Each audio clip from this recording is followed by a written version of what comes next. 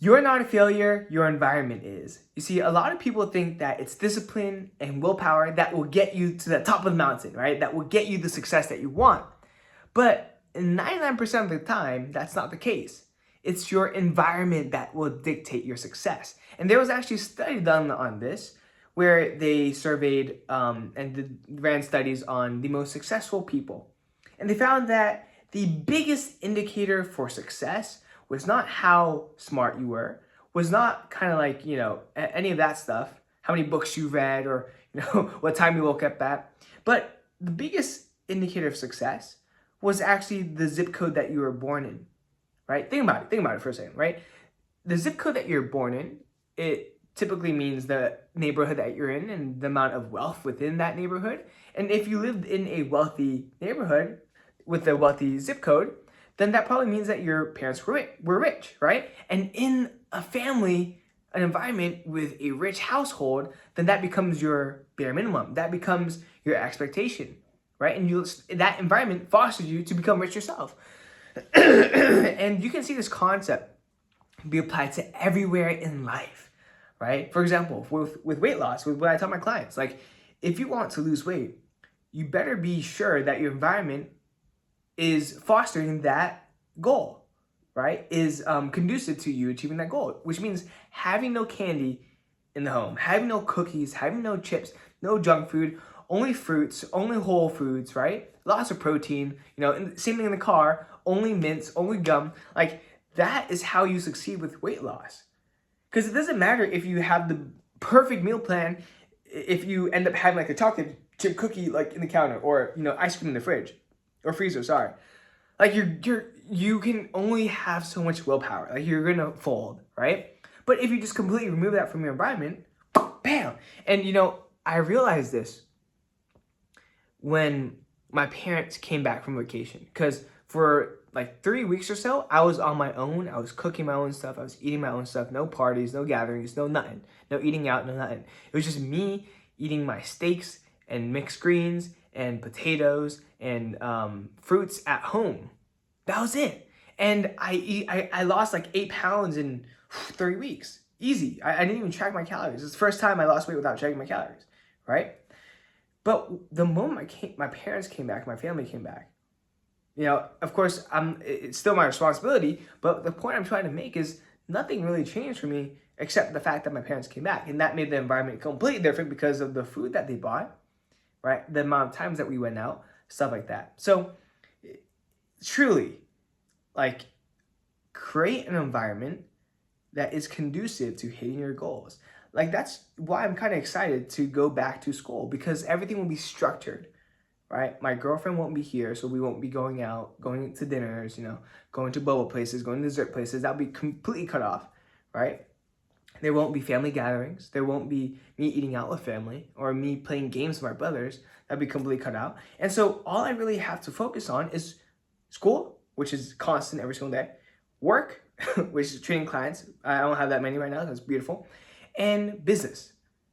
That is it. And I can literally like clock out my day and do exactly that, because nothing will pop up that it's like, whoo, I didn't expect that. Because every single meticulous hour of my day will be planned and nothing will stop me from, achieving my goal except for myself.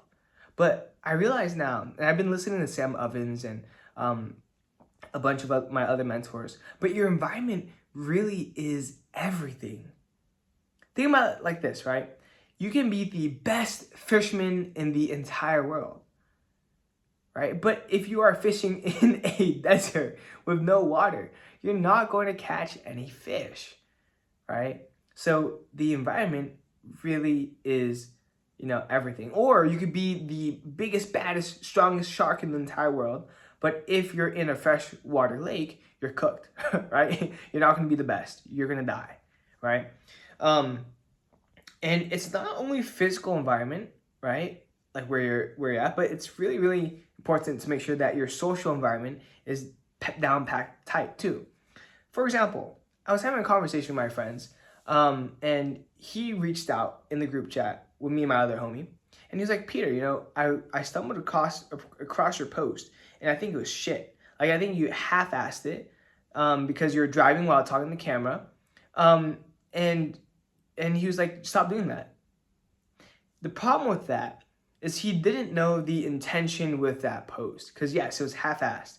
Yes, it was dog shit. Yes, it wasn't a post where I put a lot of effort in. But the point was to post consistently. And I'm not there. I'm not at a stage yet where I'm dialed in on content. Because I need to dial in on outbound, which I'm kind of already am, right? But also my niche. Like I really need to do research for my niche and also content, like what type of content to make. And really have a sit down there to make and produce that good content, right? Studying hooks and whatnot. And I'm going to do that this week. I kind of have to. But the only thing that I got from that interaction was me feeling like shit.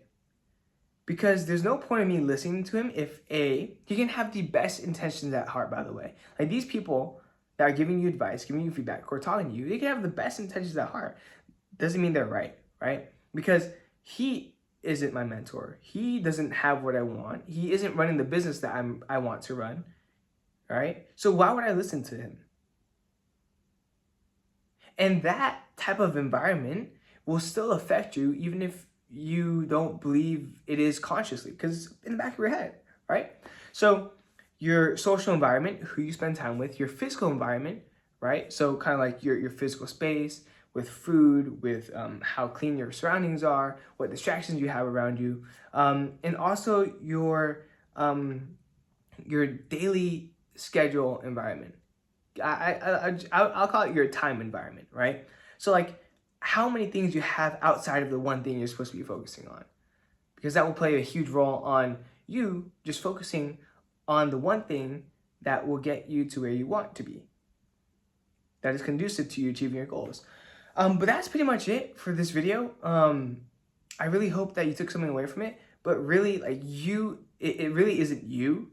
Actually, everything is you. It's all your fault. But it's not because you are a terrible human being that you're a failure of a human being. It's just that you just have to modify your environment, right? I have to stop doing this. You just have to modify your environment in a way that allows you to flourish and thrive, because I know it's in you. Like I know you're not a failure. It's just a matter of making your environment suitable to you flourishing. Like you are the great white shark that just needs to be transported from that freshwater lake to a big, vast saltwater ocean, so you can be a beast, right? That's pretty much it for today. It's not 10 p.m. yet, so I'm gonna be sleeping at around 10 p.m. Got a lot of work to do, and this week is gonna be exciting because I'm gonna be focused on content. I'm actually gonna get it nailed down. I'm gonna work on my niche. I have an interview scheduled and get some more book calls. That's really my only goal. I'm gonna work as hard as I can and get my sleep in. You know, Sam Ovens said something, and he was like, if you can't even have a consistent wake up and bedtime, like if you don't even have the discipline to do that, how will you have the discipline to do anything else? It's literally just choosing when to sleep and when to wake up. That is it. So if you can't even have the discipline to do that, then you're kind of dicked, right? So that's something that I'm gonna take to heart. I'm gonna make a consistent bedtime wake up time, no matter what. Especially before my girlfriend goes home, so that, you know, I can prove to myself that I can make that happen. But I'm gonna take the first step today and sleep before like 10:30 max, right? Because I gotta wake up at 4 tomorrow. So that's it for today. Just remember, you're not the failure, your environment is. But it's up to you to change it. So, what was I saying? This is PLOG V 1.40 now. It's 1.40, which is crazy. 40 days straight, I'll post it on YouTube. I'm going to keep it going. And remember, be better daily. Be better daily. All right, see you tomorrow.